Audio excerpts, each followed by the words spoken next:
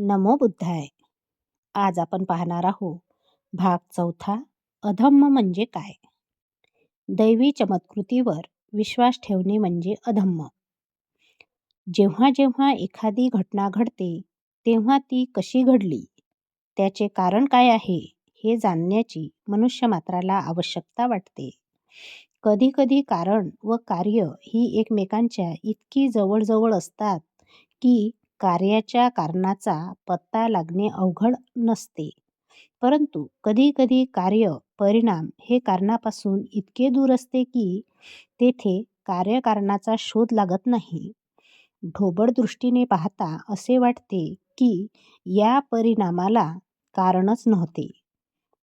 तेव्हा असा प्रश्न उत्पन्न होतो की ही घटना घडली कशी. अशा वेळी सर्वसामान्य उत्तर असे असते की ही घटना काहीतरी दैवी कारणाने म्हणजे चमत्काराने घडली असावी. भगवान बुद्धाच्या पूर्वजांनी ह्या प्रश्नाचे विविध प्रकारे उत्तर दिले आहे. पकूत कच्चान हा प्रत्येक घटनेला कारण असल्याचे मानित नसे. तो म्हणत असे, घटना कारणाविना स्वतंत्रपणे घडत असतात. मख्खली गोशाल मानित असे की घटनेला कारण असले पाहिजे, परंतु तो असा प्रचार करीत असे की ते कारण मानवी शक्तीबाहेर कुठेतरी, प्रकृती अनिवार्य आवश्यकता, वस्तुजातातील अंतर्गत नियम, पूर्वनियोजित दैव अशासारख्या गोष्टीत शोधले पाहिजे. भगवान बुद्धाने अशा सिद्धांताचे खंडन केले. त्यांचे म्हणणे असे की प्रत्येक घटनेला कारण असते. एवढेच नव्हे तर प्रत्येक कारण हेही मानवी अथवा प्राकृतिक कारणांचा परिणाम आहे. काळ, प्रकृती, अनिवार्य आवश्यकता इत्यादींना कोणत्याही घटनेचे कारण मानणे ह्याला त्याचा विरोध होता. जर काळ, प्रकृती, अनिवार्य आवश्यकता हीच फक्त घटनेची एकमात्र कारणे असतील तर मग आमची स्थिती काय. मनुष्य हा काळ, प्रकृती, आकस्मिकता, ईश्वर, दैव, अनिवार्य आवश्यकता यांच्या हातातील एक बाहुली आहे काय. जर मनुष्य स्वतंत्र नाही तर माणसाच्या अस्तित्वाचे प्रयोजन काय. तो जर दैवी चमत्कृतीवर विश्वास ठेवू लागला तर त्याच्या बुद्धीचा उपयोग काय.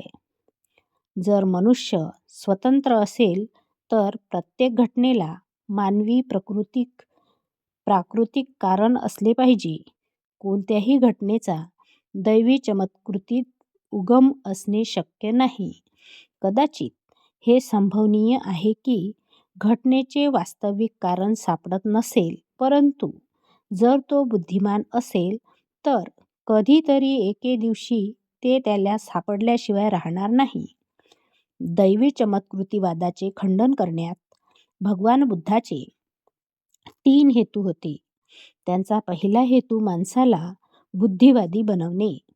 त्याचा दुसरा हेतू माणसाला स्वतंत्रतापूर्वक सत्याचा शोध लावण्यासाठी सिद्ध करणे. त्याचा तिसरा हेतू ज्या भ्रामक समजुती माणसाची शोध करण्याची प्रवृत्ती मारतात त्याचे उगमस्थानच नष्ट करणे.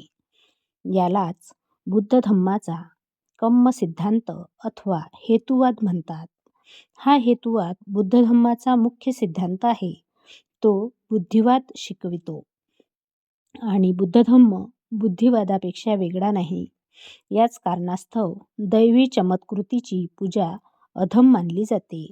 अशा प्रकारे आज आपण भाग 4 मध्ये अधम्म म्हणजे काय, दैवी चमत्कृतीवर विश्वास ठेवणे म्हणजे अधम्म हे बघितलेलं आहे. पुढच्या भागात आपल्याला ईश्वरावर विश्वास हे धम्माचे आवश्यक अंग आहे हे बघायचे आहे. तोपर्यंत नमो बुद्धाय. जय भीम.